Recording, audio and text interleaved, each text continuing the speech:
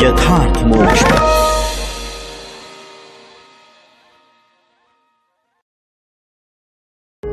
यथार्थ मोक्ष प्रस्तुत कर रहा है अतुल्य संपूर्ण महाभारत श्री महाभारतम द्यूत पर्व 68वां अध्याय। भीमसेन का क्रोध एवं अर्जुन का उन्हें शांत करना, विकर्ण की धर्म संगत बात का कर्ण के द्वारा विरोध, द्रौपदी का चीरहरण एवं भगवान द्वारा उसकी लज्जा रक्षा तथा विदुर के द्वारा प्रहलाद का उदाहरण देकर सभासदों को विरोध के लिए प्रेरित करना। वैशंपायन जी कहते हैं, जन्मेजय, पांडवों को दुखी और पांचाल राजकुमारी द्रौपदी को घसीटी जाती हुई देख धृतराष्ट्र नंदन विकर्ण ने यह कहा, भूमिपालो, द्रौपदी ने जो प्रश्न उपस्थित किया है उसका आप लोग उत्तर दें। यदि इसके प्रश्न का ठीक ठीक विवेचन नहीं किया गया तो हमें शीघ्र ही नरक भोगना पड़ेगा। पितामह भीष्म और पिता धृतराष्ट्र, ये दोनों कुरुवंश के सबसे वृद्ध पुरुष हैं। ये तथा परम बुद्धिमान विदुर जी मिलकर कुछ उत्तर क्यों नहीं देते? हम सबके आचार्य भरद्वाज नंदन द्रोणाचार्य और कृपाचार्य, ये दोनों ब्राह्मण कुल के श्रेष्ठ पुरुष हैं। ये दोनों भी इस प्रश्न पर अपने विचार क्यों नहीं प्रकट करते? जो दूसरे राजा लोग चारों दिशाओं से यहां पधारे हैं, वे सभी काम और क्रोध को त्याग कर अपनी बुद्धि के अनुसार इस प्रश्न का उत्तर दे। राजाओं, कल्याणी द्रौपदी ने बार बार जिस प्रश्न को दोहराया है उस पर विचार करके आप लोग उत्तर दें, जिससे मालूम हो जाए कि इस विषय में किसका क्या पक्ष है। इस प्रकार विकर्ण ने उन सब सभासदों से बार बार अनुरोध किया, परंतु उन नरेशों ने उस विषय में उससे भला बुरा कुछ नहीं कहा। उन सब राजाओं से बार बार आग्रह करने पर भी जब कुछ उत्तर नहीं मिला, तब विकर्ण ने हाथ पर हाथ मलते हुए लंबी सांस खींचकर कहा, कौरवों तथा अन्य भूमिपालों, आप लोग द्रौपदी के प्रश्न पर किसी प्रकार का विचार प्रकट करें या न करें, मैं इस विषय में जो न्याय संगत समझता हूं वह कहता हूं। नरश्रेष्ठ भूपालों, राजाओं के 4 दुर्व्यसन बताए गए हैं। शिकार, मदिरापान, जुआ तथा विषय भोग में अत्यंत आसक्ति। इन दुर्व्यसनों में आसक्त मनुष्य धर्म की अवहेलना करके मनमाना बर्ताव करने लगता है। इस प्रकार व्यसनासक्त पुरुष के द्वारा किए हुए किसी भी कार्य को लोग सम्मान नहीं देते हैं। ये पांडुनंदन युधिष्ठिर द्यूत रूपी दुर्व्यसन में अत्यंत आसक्त हैं। इन्होंने धूर्त जुआरियों से प्रेरित होकर द्रौपदी को दांव पर लगा दिया है।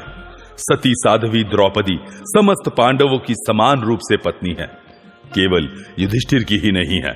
इसके सिवा पांडु कुमार युधिष्ठिर पहले अपने आप को हार चुके थे, उसके बाद उन्होंने द्रौपदी को दांव पर रखा है। सब दावों को जीतने की इच्छा वाले सुबल पुत्र शकुनी ने ही द्रौपदी को दांव पर लगाने की बात उठाई है। इन सब बातों पर विचार करके मैं द्रुपद कुमारी कृष्णा को जीती हुई नहीं मानता। यह सुनकर सभी सभासद विकर्ण की प्रशंसा और सुबल पुत्र शकुनी की निंदा करने लगे। उस समय वहां बड़ा कोलाहल मच गया। उस कोलाहल के शांत होने पर राधानंदन कर्ण क्रोध से मूर्छित हो उसकी सुंदर बांह पकड़कर इस प्रकार बोला। कर्ण ने कहा, विकर्ण, इस जगत में बहुत सी वस्तुएं विपरीत परिणाम उत्पन्न करने वाली देखी जाती हैं। जैसे अरणी से उत्पन्न हुई अग्नि उसी को जला देती है, उसी प्रकार कोई कोई मनुष्य जिस कुल में उत्पन्न होता है उसी का विनाश करने वाला बन जाता है। रोग यद्यपि शरीर में ही पलता है, तथापि वह शरीर के ही बल का नाश करता है। पशु घास को ही चरते हैं फिर भी उसे पैरों से कुचल डालते हैं, उसी प्रकार कुरुकुल में उत्पन्न होकर भी तुम अपने ही पक्ष को हानि पहुंचाना चाहते हो। विकर्ण, द्रोण, भीष्म, कृप, अश्वत्थामा, महाबुद्धिमान विदुर, धृतराष्ट्र तथा गांधारी ये तुमसे अधिक बुद्धिमान हैं। द्रौपदी ने बार बार प्रेरित किया है तो भी ये सभासद कुछ भी नहीं बोलते हैं, क्योंकि ये सब लोग द्रुपद कुमारी को धर्म के अनुसार जीती हुई समझते हैं।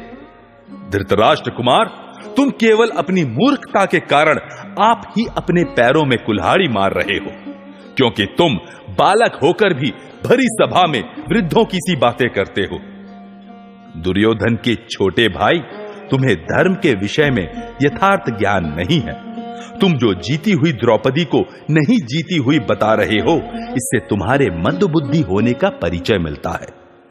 धृतराष्ट्र कुमार, तुम कृष्णा को नहीं जीती हुई कैसे मानते हो, जबकि पांडवों के बड़े भाई युधिष्ठिर ने द्यूत सभा के बीच अपना सर्वस्व दांव पर लगा दिया है।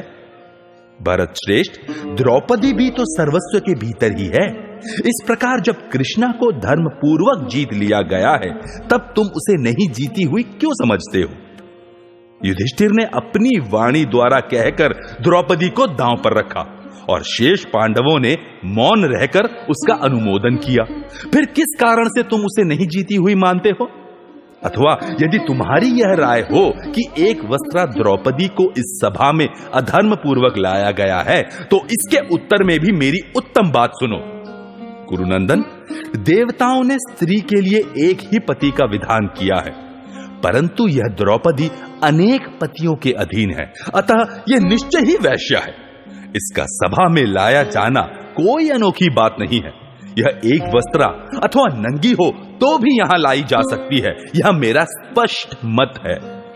इन पांडवों के पास जो कुछ धन है, जो यह द्रौपदी है तथा जो ये पांडव हैं, इन सबको सुबल पुत्र शकुनी ने यहां जुए के धन के रूप में धर्मपूर्वक जीता है। दुशासन, यह विकर्ण अत्यंत मूढ़ है, तथापि विद्वानों की सी बातें बनाता है। तुम पांडवों के और द्रौपदी के भी वस्त्र उतार लो। वैशंपायन जी कहते हैं, जन्मेजय, कर्ण की बात सुनकर समस्त पांडव अपने अपने उत्तरीय वस्त्र उतारकर सभा में बैठ गए। राजन, तब दुशासन ने उस भरी सभा में द्रौपदी का वस्त्र बलपूर्वक पकड़कर खींचना प्रारंभ किया। वैशंपायन जी कहते हैं, जन्मेजय, जब वस्त्र खींचा जाने लगा, तब द्रौपदी ने भगवान श्री कृष्ण का स्मरण किया। द्रौपदी ने मन ही मन कहा, मैंने पूर्व काल में महात्मा वशिष्ठ जी की बताई हुई इस बात को अच्छी तरह समझा है कि भारी विपत्ति पड़ने पर भगवान श्री हरि का स्मरण करना चाहिए। वैशंपायन जी कहते हैं, जन्मेजय, ऐसा विचार कर द्रौपदी ने बारंबार गोविंद और कृष्ण का नाम लेकर पुकारा और आपत्ति काल में अभय देने वाले लोक प्रपितामह नारायण स्वरूप भगवान श्री कृष्ण का मन ही मन चिंतन किया। हे गोविंद, हे द्वारकावासी श्री कृष्ण, हे गोपांगनाओं के प्राण वल्लभ केशव, कौरव मेरा अपमान कर रहे हैं, क्या आप नहीं जानते? हे नाथ, हे रमानाथ, हे व्रजनाथ, हे संकट नाशन जनार्दन, मैं कौरव रूप समुद्र में डूबी जा रही हूं, मेरा उद्धार कीजिए।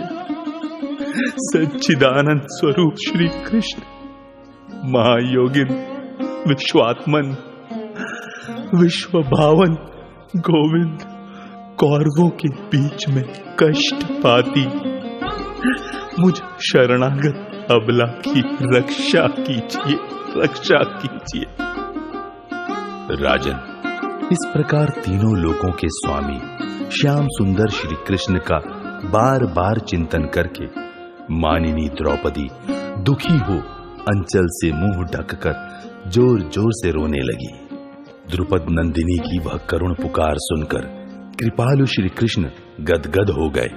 तथा शैया और आसन छोड़कर दया से द्रवित हो पैदल ही दौड़ पड़े। यज्ञसेन कुमारी कृष्णा अपनी रक्षा के लिए श्री कृष्ण, विष्णु, हरि और नर आदि भगवन्नाओं को जोर जोर से पुकार रही थी।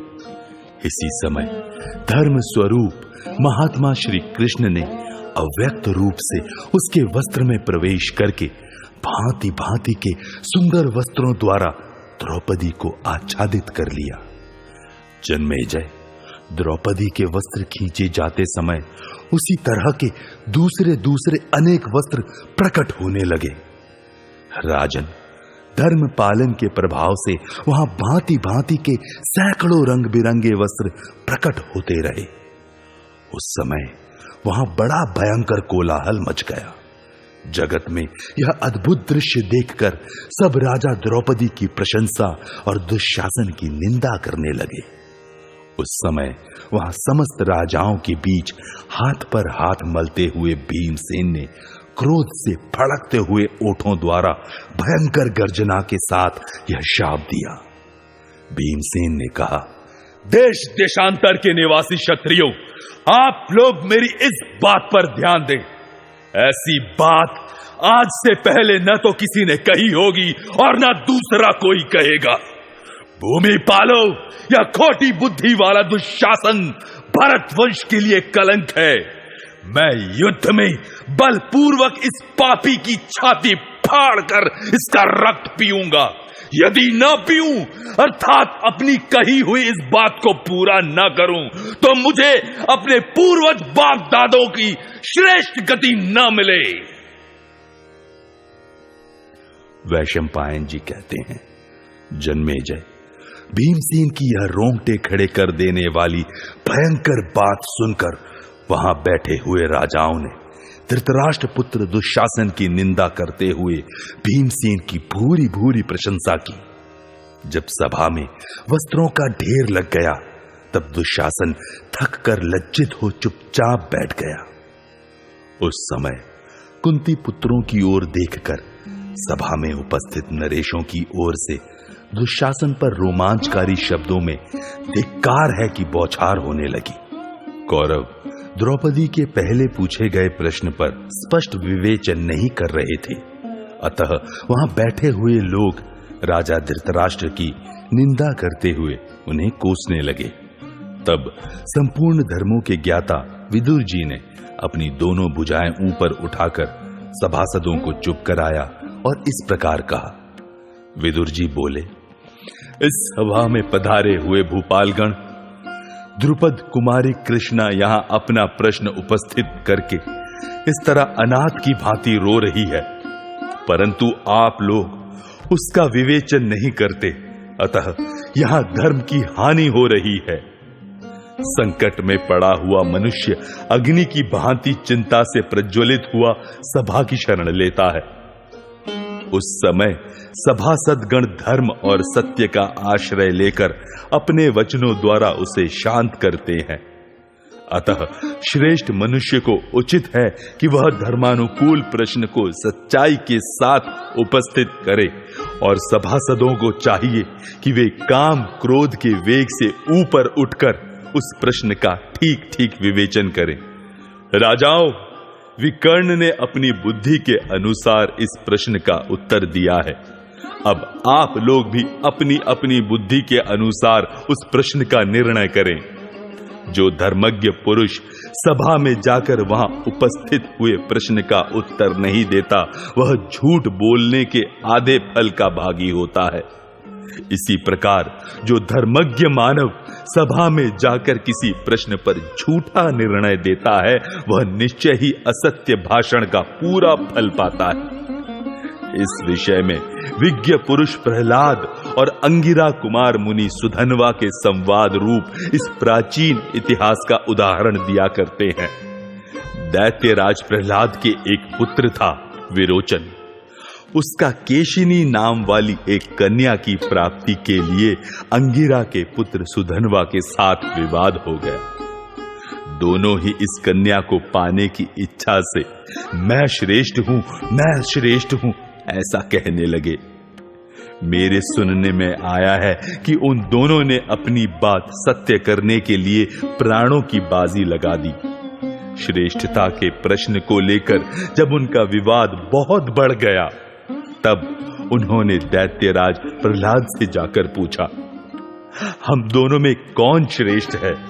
आप इस प्रश्न का ठीक ठीक उत्तर दीजिए, झूठ न बोलिएगा। प्रहलाद उस विवाद से भयभीत हो सुधन्वा की ओर देखने लगे। तब सुधन्वा ने प्रज्वलित ब्रह्मदंड के समान कुपित होकर कहा, प्रहलाद, यदि तुम इस प्रश्न के उत्तर में झूठ बोलोगे अथवा मौन रह जाओगे तो वज्रधारी इंद्र अपने वज्र द्वारा तुम्हारे सिर के सैकड़ों टुकड़े कर देगा। सुधन्वा के ऐसा कहने पर प्रहलाद व्यथित हो पीपल के पत्ते की तरह कांपने लगा और इसके विषय में कुछ पूछने के लिए वे महातेजस्वी कश्यप जी के पास गए। प्रहलाद बोले, महाभाग, आप देवताओं, असुरों तथा ब्राह्मण के भी धर्म को जानते हैं। मुझ पर एक धर्म संकट उपस्थित हुआ है, उसे सुनिए। मैं पूछता हूं कि जो प्रश्न का उत्तर ही न दे अथवा असत्य उत्तर दे दे, उसे परलोक में कौन से लोक की प्राप्ति होती है, यह मुझे बताइए। कश्यप जी ने कहा, जो जानते हुए भी काम, क्रोध तथा भय से प्रश्नों का उत्तर नहीं देता, वह अपने ऊपर वरुण देवता के सहस्त्रोपाश डाल लेता है। जो गवाह गाय बैल के ढीले ढाले कानों की तरह शिथिल हो, दोनों पक्षों से संबंध बनाए रखकर गवाही नहीं देता, वह भी अपने को वरुण देवता के सहस्त्रोपाशों से बांध लेता है। 1 वर्ष पूरा होने पर उसका एक पाश खुलता है। अतः सच्ची बात जानने वाले पुरुष को यथार्थ रूप से सत्य ही बोलना चाहिए। जहां धर्म अधर्म से विद्ध होकर सभा में उपस्थित होता है, उसके कांटों को उससे विधे हुए सभासद लोग नहीं काट पाते। सभा में जो अधर्म होता है, उसका आधा भाग स्वयं सभापति ले लेता है। 1/4 भाग करने वालों को मिलता है और 1/4 उन सभासदों को प्राप्त होता है जो निंदनीय पुरुष की निंदा नहीं करते। जिस सभा में निंदा के योग्य मनुष्य की निंदा की जाती है, वहां सभापति निष्पाप हो जाता है, सभासद भी पाप से मुक्त हो जाते हैं और सारा पाप करने वाले को ही लगता है। प्रहलाद, जो लोग धर्म विषयक प्रश्न पूछने वाले को झूठा उत्तर देते हैं, वे अपने इष्टापूर्त धर्म का नाश तो करते ही हैं, आगे पीछे की 7 पीढ़ियों के भी पुण्य का हनन करते हैं। जिसका सर्वस्व छीन लिया गया हो, उसे जो दुख होता है, जिसका पुत्र मर गया हो, उसे जो शोक होता है, ऋणग्रस्त और स्वार्थ से वंचित मनुष्य को जो क्लेश होता है, पति से विहीन होने पर स्त्री को तथा राजा के कोप भाजन मनुष्य को जो कष्ट उठाना पड़ता है, पुत्रहीना नारी को जो संताप होता है, शेर के चंगुल में फंसे हुए प्राणी की जो व्याकुलता होती है, सौत वाली स्त्री को जो दुख होता है, साक्षियों ने जिसे धोखा दिया हो, उस मनुष्य का जो महान क्लेश होता है, इन सभी प्रकार के दुखों को देवताओं ने समान बतलाया है। झूठ बोलने वाला मनुष्य उन सभी दुखों का भागी होता है। समक्ष दर्शन, श्रवण और धारण से साक्षी संज्ञा होती है। अतः सत्य बोलने वाला साक्षी कभी धर्म और अर्थ से वंचित नहीं होता। कश्यप जी की यह बात सुनकर प्रहलाद ने अपने पुत्र से कहा, विरोचन, सुधन्वा तुमसे श्रेष्ठ है, उसके पिता अंगिरा मुझसे श्रेष्ठ हैं और सुधन्वा की माता तुम्हारी माता से श्रेष्ठ है। अब यह सुधन्वा ही तुम्हारे प्राणों का स्वामी है। सुधन्वा ने कहा, दैत्यराज, तुम पुत्र स्नेह की परवाह न करके जो धर्म पर डटे रह गए, इससे प्रसन्न होकर मैं तुम्हारे पुत्र को यह आज्ञा देता हूं कि 100 वर्षों तक जीवित रहे। विदुर जी कहते हैं, सभासदों, इस प्रकार इस उत्तम धर्ममय प्रसंग को सुनकर आप सब लोग द्रौपदी के प्रश्न के अनुसार यह बताएं कि उसके संबंध में आपकी क्या मान्यता है। वैशंपायन जी कहते हैं, जन्मेजय, विदुर की यह बात सुनकर भी सब राजा लोग कुछ न बोले। उस समय कर्ण ने दुशासन से कहा, इस दासी द्रौपदी को अपने घर ले जाओ। द्रौपदी लज्जा में डूबी हुई थर थर कांपती और पांडवों को पुकारती थी।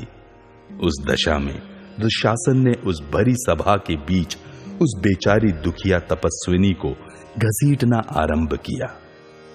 इस प्रकार श्री महाभारत सभा पर्व के अंतर्गत द्यूत पर्व में द्रौपदी को भरी सभा में खींचना, इस विषय से संबंध रखने वाला 68वां अध्याय पूरा हुआ। 69वां अध्याय द्रौपदी का चेतावनी युक्त विलाप एवं भीष्म का वचन। द्रौपदी बोली, हाय, मेरा जो कार्य सबसे पहले करने का था वह अभी तक नहीं हुआ। मुझे अब वह कार्य कर लेना चाहिए। इस बलवान दुरात्मा दुशासन ने मुझे बलपूर्वक घसीटकर व्याकुल कर दिया है। कौरवों की सभा में मैं समस्त कुरुवंशी महात्माओं को प्रणाम करती हूं। मैंने घबराहट के कारण पहले प्रणाम नहीं किया, अतः यह मेरा अपराध न माना जाए। वैशंपायन जी कहते हैं, जन्मेजय, दुशासन के बार बार खींचने से तपस्विनी द्रौपदी पृथ्वी पर गिर पड़ी और उस सभा में अत्यंत दुखित हो विलाप करने लगी। वह जिस दुर्वस्था में पड़ी थी उसके योग्य कदापि न थी। द्रौपदी ने कहा, हाँ, मैं स्वयंवर के समय सभा में आई थी और उस समय रणभूमि में पधारे हुए राजाओं ने मुझे देखा था। उसके सिवा अन्य अवसरों पर कहीं भी आज से पहले किसी ने मुझे नहीं देखा। वही मैं आज सभा में बलपूर्वक लाई गई हूं। पहले राजभवन में रहते हुए जिसे वायु तथा सूर्य भी नहीं देख पाते थे, वही मैं आज इस सभा के भीतर महान जन समुदाय में आकर सबके नेत्रों की लक्ष्य बन गई हूं। पहले अपने महल में रहते समय जिसका वायु द्वारा स्पर्श भी पांडवों को सहन नहीं होता था, उसी मुझ द्रौपदी का यह दुरात्मा दुशासन भरी सभा में स्पर्श कर रहा है, तो भी आज ये पांडु कुमार सह रहे हैं। मैं कुरुकुल की पुत्र वधू एवं पुत्री तुल्य हूं, सताए जाने के योग्य नहीं हूं, फिर भी मुझे यह दारुण क्लेश दिया जा रहा है और ये समस्त कुरुवंशी इसे सहन करते हैं। मैं समझती हूं बड़ा विपरीत समय आ गया है। इससे बढ़कर दयनीय दशा और क्या हो सकती है कि मुझ जैसी शुभ कर्म परायणा सती साध्वी स्त्री भरी सभा में विवश करके लाई गई है। आज राजाओं का धर्म कहां चला गया? मैंने सुना है पहले लोग धर्म परायणा स्त्री को कभी सभा में नहीं लाते थे, किंतु इन कौरवों के समाज में वह प्राचीन सनातन धर्म नष्ट हो गया है। अन्यथा मैं पांडवों की पत्नी दृष्टिद्युम्न की सुशीला बहन और भगवान श्री कृष्ण की सखी होकर राजाओं की इस सभा में कैसे लाई जा सकती थी? कौरवों, मैं धर्मराज युधिष्ठिर की धर्म पत्नी तथा उनके समान वर्ण की कन्या हूं। आप लोग बताएं, मैं दासी हूं या अदासी? आप जैसा कहेंगे मैं वैसा ही करूंगी। कुरुवंशी क्षत्रियों, यह कुरुकुल की कीर्ति में कलंक लगाने वाला नीच दुशासन मुझे बहुत कष्ट दे रहा है। मैं इस क्लेश को देर तक नहीं सह सकूंगी। कुरुवंशियों, आप क्या मानते हैं, मैं जीती गई हूं या नहीं? मैं आपके मुंह से इसका ठीक ठीक उत्तर सुनना चाहती हूं, फिर उसी के अनुसार कार्य करूंगी। भीष्म जी ने कहा, कल्याणी, मैं पहले ही कह चुका हूं कि धर्म की गति बड़ी सूक्ष्म है। लोक में विज्ञ महात्मा भी उसे ठीक ठीक नहीं जान सकते। संसार में बलवान मनुष्य जिसको धर्म समझता है, धर्म विचार के समय लोग उसी को धर्म मान लेते हैं, और बलहीन पुरुष जो धर्म बतलाता है वह बलवान पुरुष के बताए धर्म से दब जाता है। मैं तो धर्म का स्वरूप सूक्ष्म और गहन होने के कारण तथा इस धर्म निर्णय के कार्य के अत्यंत गुरुतर होने से तुम्हारे इस प्रश्न का निश्चित रूप से यथार्थ विवेचन नहीं कर सकता। अवश्य ही बहुत शीघ्र इस कुल का नाश होने वाला है, क्योंकि समस्त कौरव लोभ और मोह के वशीभूत हो गए हैं। कल्याणी, तुम जिनकी पत्नी हो, वे पांडव हमारे उत्तम कुल में उत्पन्न हैं और भारी से भारी संकट में पड़कर भी धर्म के मार्ग से विचलित नहीं होते हैं। पांचाल राजकुमारी, तुम्हारा यह आचार व्यवहार तुम्हारे योग्य ही है, क्योंकि भारी संकट में पड़कर भी तुम धर्म की ओर ही देख रही हो। ये द्रोणाचार्य आदि वृद्ध एवं धर्मज्ञ पुरुष भी सिर लटकाए शून्य शरीर से इस प्रकार बैठे हैं मानो निष्प्राण हो गए हों। मेरी राय यह है कि इस प्रश्न का निर्णय करने के लिए धर्मराज युधिष्ठिर ही सबसे प्रामाणिक व्यक्ति हैं। तुम जीती गई हो या नहीं, यह बात स्वयं इन्हें बतलानी चाहिए। इस प्रकार श्री महाभारत सभा पर्व के अंतर्गत द्यूत पर्व में भीष्म वाक्य विषयक 69वां अध्याय पूरा हुआ।